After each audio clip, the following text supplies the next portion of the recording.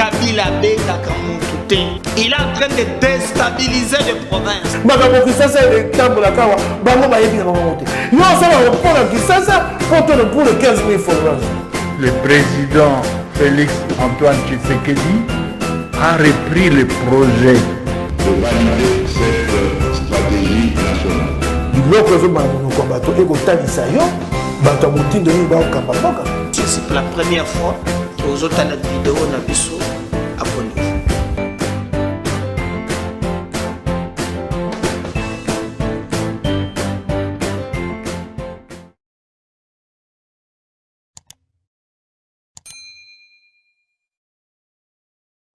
Mbote jambo yenu ngande bonjour betwabo salut good morning elona pesi bino mbote na ba minoko ebele de bino ko bakisa musona ki portugais na ba le po mikolo yo eza yango na yango. Bande Gourangana Pessibino, merci. Ndenge, bozali ko pesa biso confiance. Bozali toujours kolanda MKB officiel. Bozali vraiment comprendre sens. Ya musala tozali ko sala. Grâce à vous, le loyo tozali ko koma na moni vraiment avec amour, avec beaucoup d'humilité. Le lengene ni bozali ko porter biso na motema donc le lengene ni bozali ko sala par tous les moyens que tout le monde a bilembo on a bien dans ce qu'on fait. Merci beaucoup na présenter vraiment je vais chercher ça avant la fin de l'émission.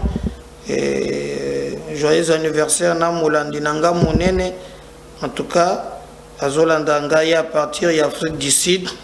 Je vais chercher Mouban na Yamutoko qui est fanatique na yo bango bazalaka vraiment soki ba fandi nanda ko babandi kota la émission donc ba fandeli yango ba partager. Voilà, il faut toujours avoir des gens pareils qui vous soutiennent dans la vie. Et allez une très bonne chose. Tokobeta li solo bande konangai Toko solo nabino, est-ce que Zobrata akufi? Bobi Zobrata. Yoko komba muntu Zobrata. Donc Zobrata azali mutu oyo ye azali koboya makambo batu bazali koloba na bakasayena bakatange aza katange katange de père et de mère donc sangwe bimilobi batu babengi ngai de komeda Zobrata kufi boye na boye ye pona Zobrata aboya kamakambo ezalaka wono ba kasayen o ba Kongo onde ba kopiye katanga Zobrata mona kake baye babomi katanga yeli bakatange bango moko pona Zobrata lobi bandima bato oyo baza bakatange te bakomisa bango bakatange pe akoki kondima lisusu te lelo ke bamema lisusu baye oyo baza bakatange te ba adopte bango apparemment Zobrata yandi makanaye en tout cas Katumbite. Alors il a fait des vidéos mikololeki awa pona kotalisaki soki katanga ekufi bakatange bango moko bazomona koma bazali kotimbola ba minere na bango pe balekaka bango akuna matata ezoleka bakatange bazomona biki ezoleka na chaîne wa ezogende Zambi bazotala na miso na bango bazotala lolenge nini mabulo ekotika la kakaka mais ba minere ko kekende lui na logique na ye alobi baye oyo bazokanake non bakasanye bazoya nde bazali komona se biso passe Zobrata lobi balini mayele te. D'abord lui azo douter bato nyonso. Il a commencé par refuser Kabila. Bon, yé Moutouaza, alobi azana Katange, zana ba elema. Alobi Kabila jamais zala kozala Katange. Baye banjimi sabiso Kabila lokola Katange. Aboyi Katumbi. Alobi Katumbi azana il n'a rien à voir na ba Katange. Mais batiki yé les sous azu yango. Alors, yé ali ko reconnaître que yende vrai Katangé. Alors, pour na différentes vidéos na ye, bomoni awa epesi mubulu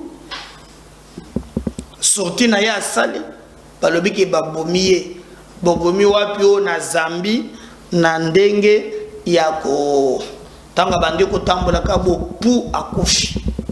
Mais est-ce que Zobrata Kofi nana bomiye? Bon, omoni biso MKBez to le bazaba to misala na bino. Si l'info nous arrive, to genda na lomba to anda peko Luka. Est-ce que Kofi ya solo? Est-ce que nana bomiye tous ces éléments?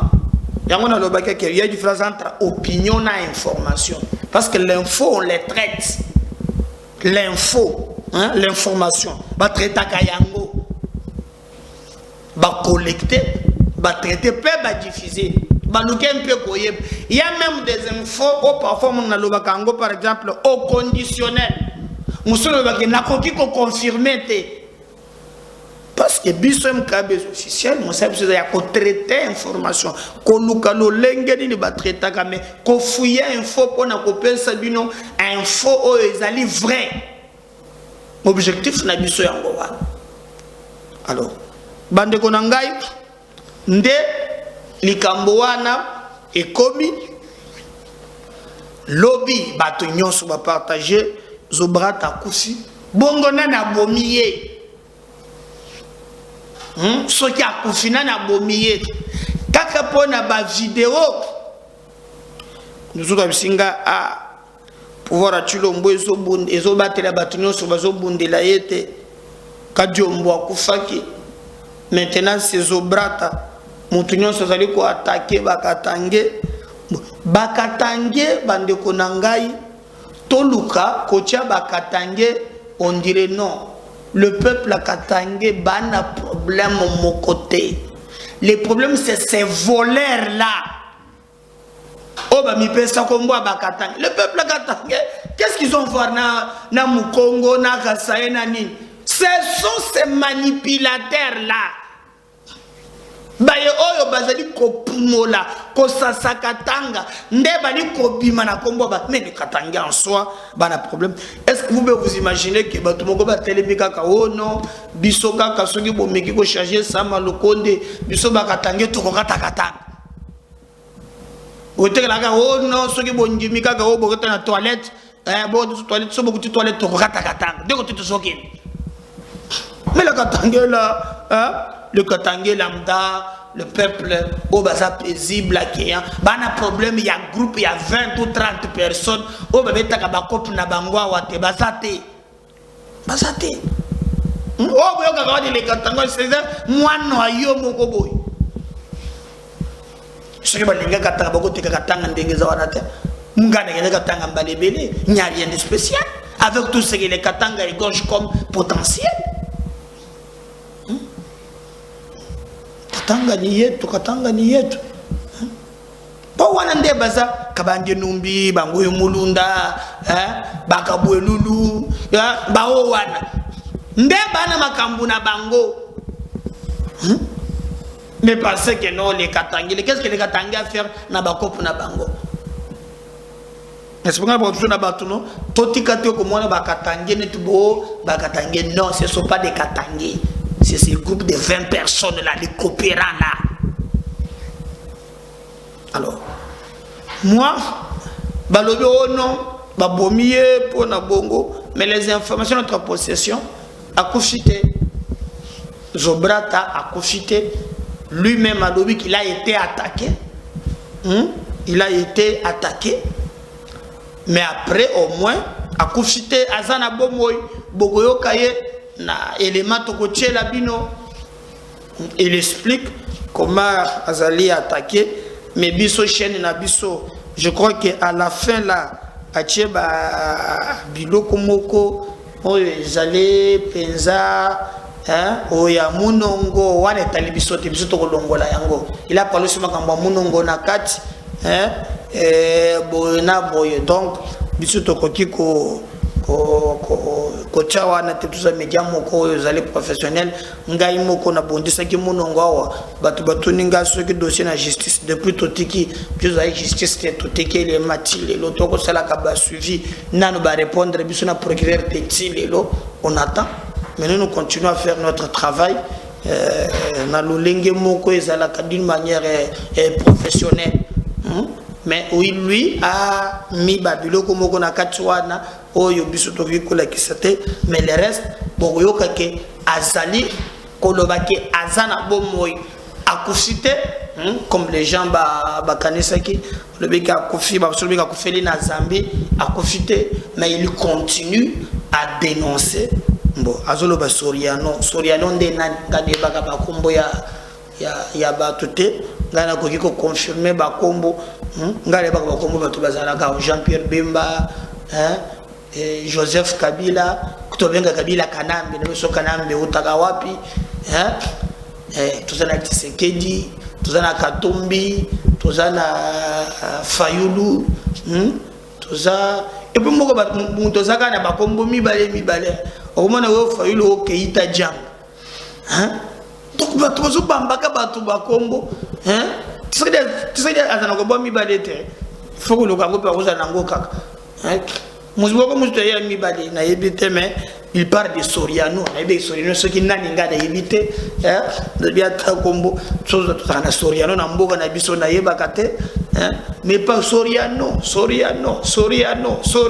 abandi Soriano yo boye zaka tangue po cellule na yo kaka mais ko le bandelo bakananga ndambo no komona ndengeza wana yo ndengeza boye bu alors biso to yebite soki ekozala ndengeni mais au moins to kotika la ba professionnel pona kopesa bino info. Alors suivons Zobrata kombonde kombot Zobrata mboko bokomona makam Zobrata lobeni Zobrata. Et on va revenir juste après.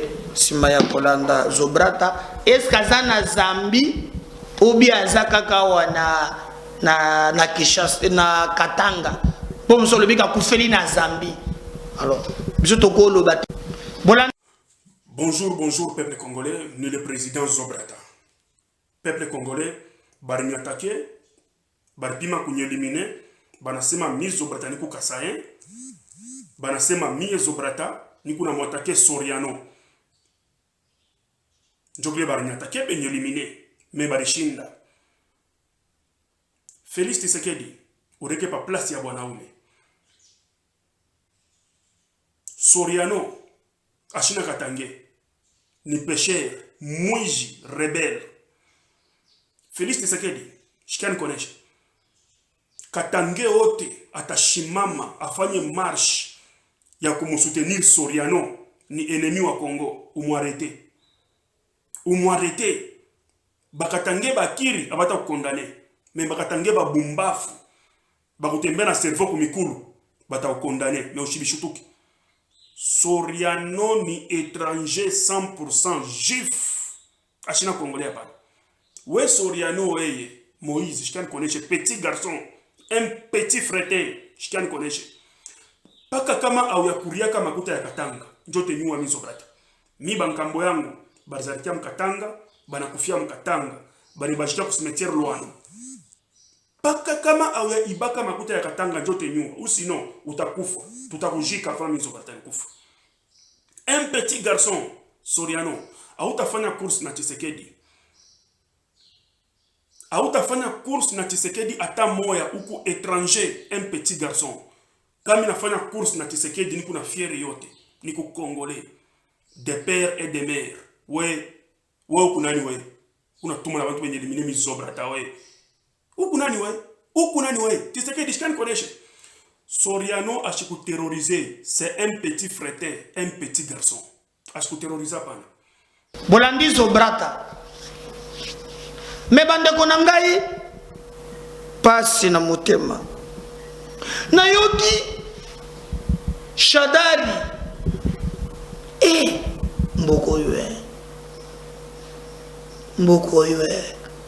mboko yo Congo. Shadari alobi basali marche mokele mbanga ntaba. Shadari afandi nase. Le tout puissant Emmanuel Ramazani Shadari coup pour coup ba fingi mama finga pe mama mugila bato nzambe ko tutela ngoto lote l'homme de kamwena nsapu Shadari il dit les dictateurs Tshisekedi ata sonité même bana ba seki yotango zonginda le papa tika les dictateurs Tshisekedi Shadari au salimar shobandi minkao tina 20 mai nemi atambuli remochi banda tambuli na sapato au salimar shozo melamai tangu yo zalaka ministre intérieur bobi makambo bo sala biso bande konangai. Quand on a tué aussi ils en a marche. Quand on a tué Thérèse Kapangala ils en a marche. Tango zotindaka. Je me souviens à l'époque bazobeka Banamura. Yoka biso to bosanye Banamura Nakananga. Vous voulez de la dictature? Oh bakangi bato babeti bato bagaz yoka kasoni. Biloko de soko kana na yote. Oh le dictateur Tshilombo. Yo turo fandi fonguluma. Et puis quand songo zo beta gaz bien te. La CPDT. So beta gaz ya pembe. Chaque fois bambe lange gaz à mauve one. Parce que tout moi rouge, moi nini one. Et puis bah il te gaz. Est-ce que gaz est zui bazu bango, bango tiemai te yako zoku. Yako zoku. Gaz so ba beti ya pembe tam. Wana ko résister moké. Wana okokamata bleban. Même avant que tu ba beta, faut que tu ba bleban ba pembe ni kota ba zolo. Na mwaka chikoti muke koche belete poso de prendre respiration faut se courir marche côté na soka miso ozotia côté basilo chepe mwandam po ya pembe so yebe tout et comme la mwandam so ba beti mauve wane zalaka pilipili ata fois 10 na kati esengaka elingaka maite ko pepe mbangu te eza au concentré au boîte au concentré au boîte au moni si on sait que suko couche ya bleban elongi mobim oyebite ozoya nayo ba fente kambala boko fandi na se. Mais quand toi tu as envoyé des policiers, c'était pour tirer à balles réelles. Karina Zawapi. Karina Zawapi. Tu vois comment le monde, tout passe tout cool. Rien n'est de mer. Les hommes passent.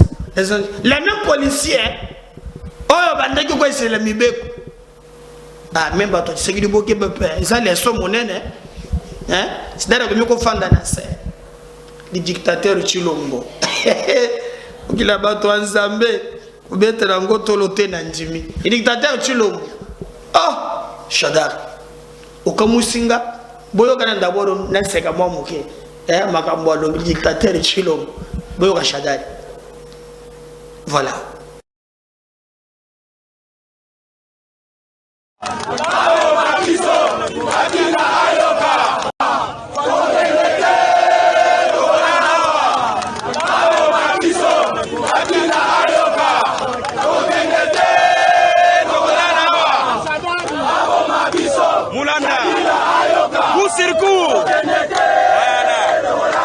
Voilà l'ambiance qui règne en ce moment. Le SP Manuel Shadari lui-même assis par terre. Il réclame le consensus. Voilà, il est là. Vous le voyez, il est là.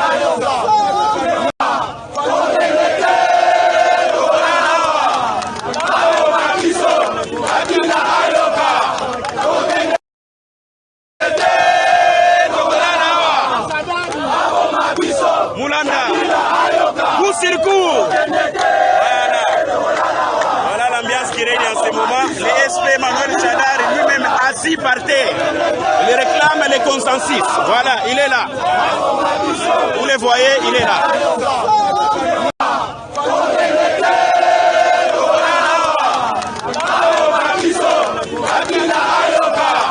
Bologie, le dictateur Chilombo. Hein? Vous avez vu vidéo, non? Le dictateur Chilombo.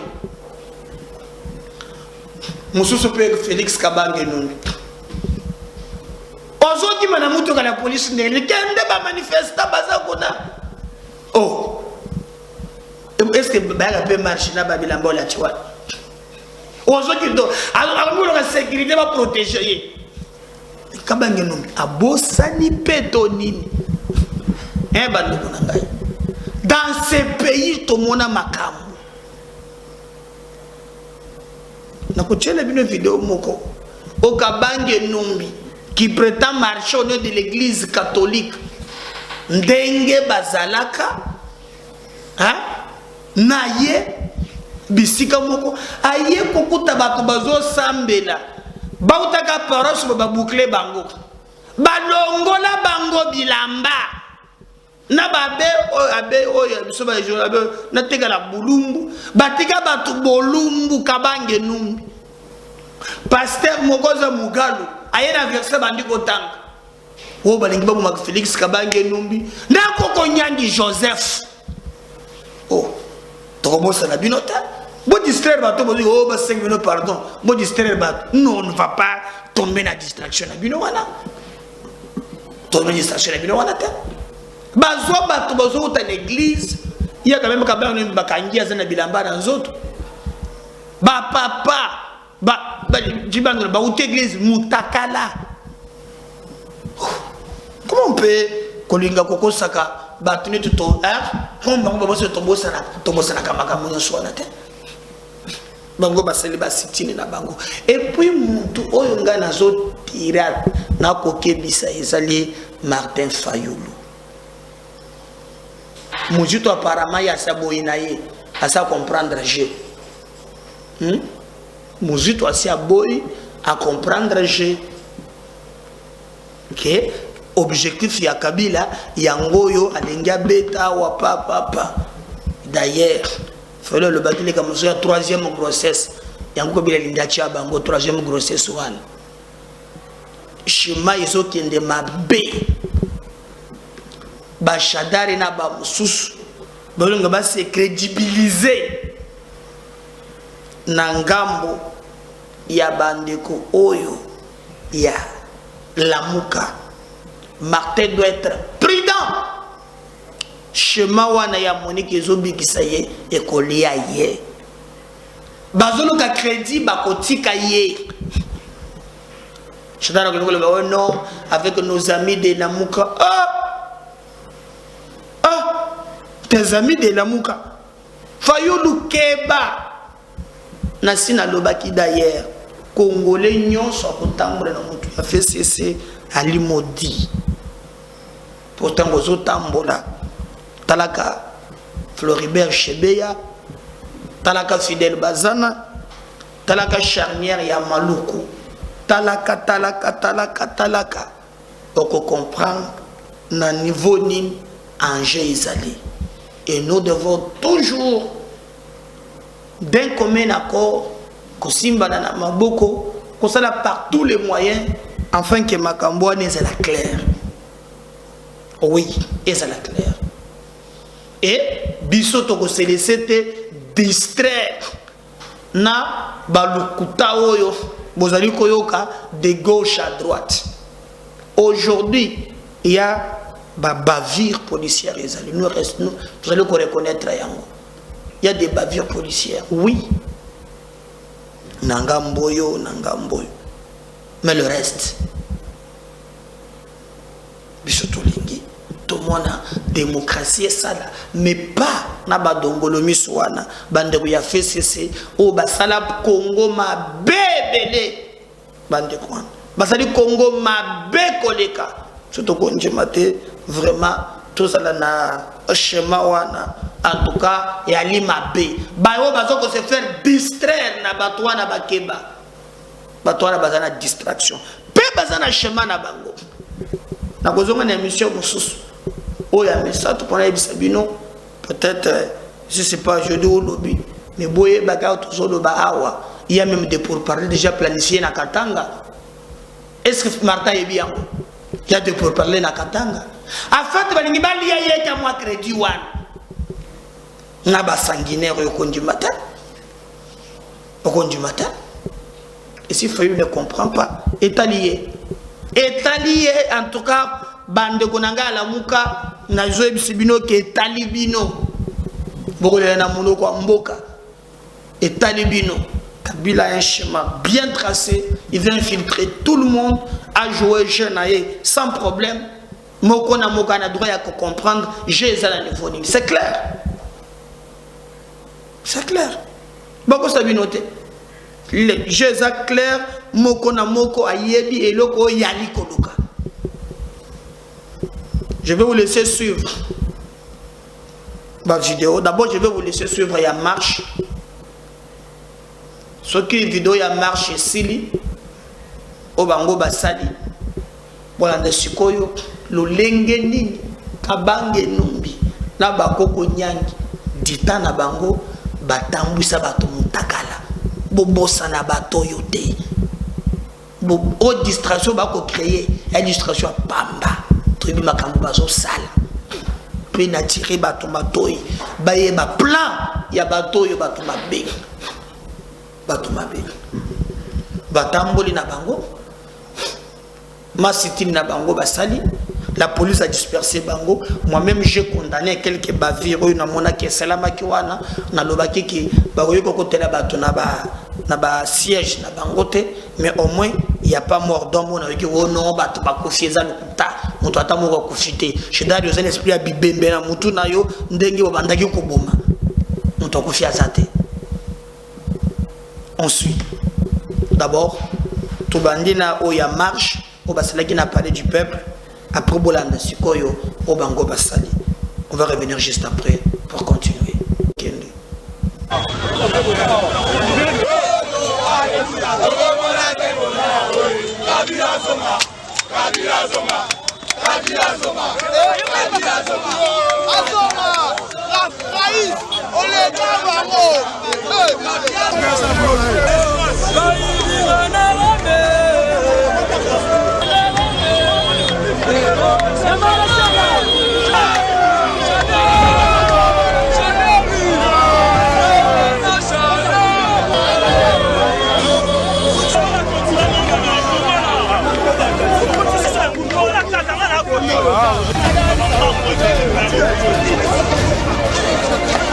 Macam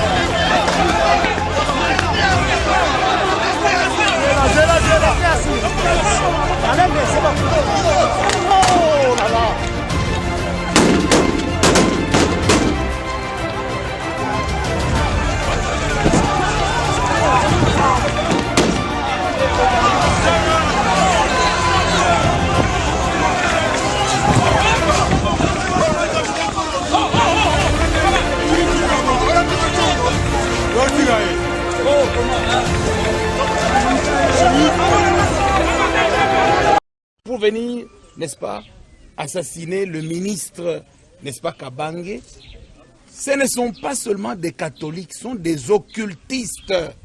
Il faut que le peuple congolais sache cela. Tu dois savoir que nous, qui connaissons les Écritures, nous savons que tu n'es pas seulement chrétien. Tu es en train de pratiquer les méthodes du fascisme de Mussolini, les méthodes du nazisme de Hitler Adolphe. Regardez la rébellion. Nous sommes en train de vivre la rébellion. Ils ont tous des chapelets de l'église. Voilà, vous avez la preuve aujourd'hui. On vient tuer Kabange. Pourquoi? Parce qu'il sert la République. Nous devons arrêter cette histoire. Nous sommes fatigués et la population congolaise est témoin aujourd'hui. Voilà la marche pacifique de l'église. Regardez, regardez. Ces présumés auteurs de l'attaque de la résidence du ministre Félix Kabange Numbi ont été conduits au commissariat provincial de la police nationale congolaise, ville de Kinshasa. À court de stratégie pour torpiller l'initiative du comité laïque de coordination catholique, la majorité présidentielle ainsi que quelques-uns de ses pions n'ont mieux trouvé que ce mensonge répugnant, abject et immoral qui saute aux yeux de tout observateur doté d'un minimum de bon sens. Leur propre reportage faisant foi, il ne s'agit pas ici d'un lieu d'habitation, mais d'un chantier en construction, et le ministre plaignant n'y habite pas du tout. C'est d'ailleurs ses propres sentinelles qui ouvriront les portes à ce groupe de fidèles catholiques et leurs curés qui s'y mettaient à l'abri alors que les forces de police et de l'armée les chargeaient à coups de gaz lacrymogène et des balles réelles. Certains parmi eux d'ailleurs y ont laissé la vie. S'il s'agissait d'une attaque qui le visait personnellement, pensez-vous vraiment qu'une centaine de jeunes n'auraient pas pu réussir à avoir raison de lui? Cet ancien élève du collège Imara, une éminente école catholique, déshonore l'éthique et la morale lui apprise par ceux-là même qu'il vilipende aujourd'hui avec hargne et haine, au point même de les déshabiller, fidèles et curés confondus, les humiliant de la plus rabaissante de manières. Qu'est-ce qui lui donne ce droit? Le Congo ne restera pas à jamais une jungle. Un jour, il répondra de cet acte blessant. Pour se joindre à ce montage burlesque, sont venus en renfort et non sans surprise son associé politique Koko Nyangi et le pasteur Mugalu, ouvrant une Bible toute neuve pour couvrir un mensonge de si bas étage. Eux-mêmes fournissant à l'opinion qu'il ne s'agit pas de personnes malveillantes, car pour toute arme trouvée sur elles, ils n'ont brandi que des chapelets. Pas la moindre arme, pas le moindre objet dangereux. Et le fascisme dont il parle, n'est-il pas ce fait immoral, dégradant, de déshabiller de pères de famille, ainsi que leurs curés? Ils sont juste dépassés par la mobilisation retentissante de l'initiative pacifique des catholiques et veulent imposer la thèse d'un mouvement violent et subversif. La communauté n'est pas dupe, heureusement. Mais à Félix Kabange Numbi, qui a osé déshabiller un prince de l'Église et ses fidèles, le temps et le bon Dieu lui répondront.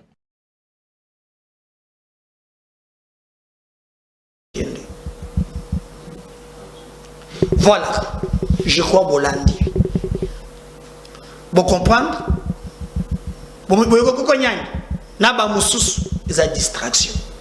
To bi mana distraction. To telemela batoyo, to blanchir bangote. Merci de partager la vidéo. On revient à la numéro mususu. Merci. Bye.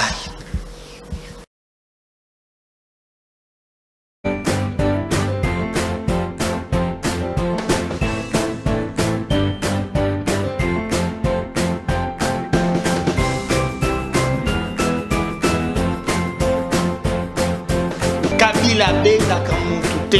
Il est en train de déstabiliser les provinces. Makambo Kisasa tambola kawa bango bayebi na bango te. Yo ça va pour Kisasa pour le 15 000 followers.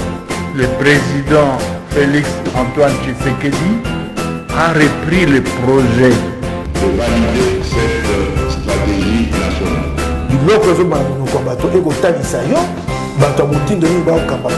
C'est la première fois que vous avez la vidéo na biso